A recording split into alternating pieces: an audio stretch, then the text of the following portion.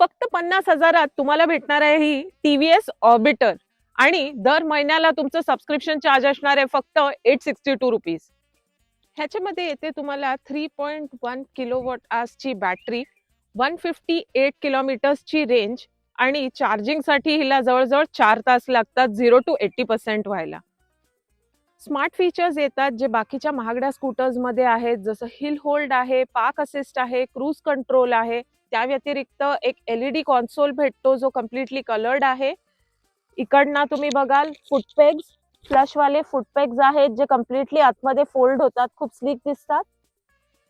चार्जिंगसाठी इथे पॉइंट्स दिलेले आहेत आणि त्या व्यतिरिक्त तुम्ही बघाल ह्याच्यामध्ये मोड्स आहेत. 2 वेगवेगळ्या टाईपचे मोड आहेत. तुम्ही सिटीमध्ये किंवा इको मोडमध्ये 2 मोड्समध्ये ती चालवू शकता.